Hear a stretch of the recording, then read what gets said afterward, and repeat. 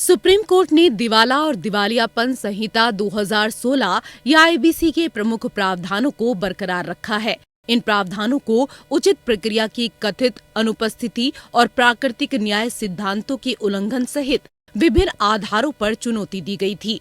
प्रधान न्यायाधीश DY चंद्रचूड़, न्यायमूर्ति JB Pardiwala और न्यायमूर्ति मनोज मिश्रा की पीठ ने कई धाराओं को चुनौती देने वाली 200 से अधिक याचिकाओं के एक समूह में फैसला सुनाया। सर्वोच्च न्यायालय ने चुनौती को खारिज कर दिया और दोहराया कि आईबीसी संवैधानिक रूप से वैध है और इसके प्रावधान मनमानेपन से ग्रस्त नहीं है, जैसा कि याचिकाकर्ताओं ने तर्क दिया है। न्यायालय ने फैसला सुनाया, आईबीसी को संविधान का उल्लंघन करने के लिए पूर्वव्यापी तरीके से संचालित नहीं किया जा सकता है। इस प्रकार हम मानते हैं कि कानून स्पष्ट मनमानी के दोषों से ग्रस्त नहीं है। प्रासंगिक रूप से न्यायालय ने इस प्रार्थना को खारिज कर दिया कि आईबीसी की धारा 97 के तहत समाधान पेशेवर या रिजोल्यूशन प्रोफेशनल की नियुक्ति के पहले किसी प्रकार की न्यायिक प्रक्रिया होनी चाहिए और कॉर्पोरेट देनदार को भी सुना जाए। कोर्ट ने कहा कि रिजोल्यूशन प्रोफेशनल सिर्फ एक सिफारिशी रिपोर्ट बना रहा है और यह बाध्यकारी नहीं है, और नोट किया कि वास्तविक निर्णायक कार्य रिपोर्ट प्रस्तुत करने के बाद धारा 100 पर शुरू होता है। प्रोफेशनल का उद्देश्य न्यायिक कार्य करना नहीं है। याचिकाकर्ताओं का ये तर्क गलत है कि आरपी को न्यायिक शक्तियां प्रदान की गई हैं।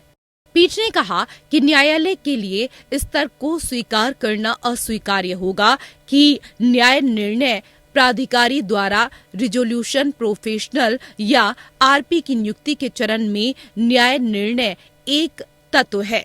कोर्ट ने कहा कि रिजोल्यूशन प्रोफेशनल सिर्फ एक सिफारिशी रिपोर्ट बना रहा है और यह बाध्यकारी नहीं है, और नोट किया कि वास्तविक निर्णायक कार्य रिपोर्ट प्रस्तुत करने के बाद धारा 100 पर शुरू होता है।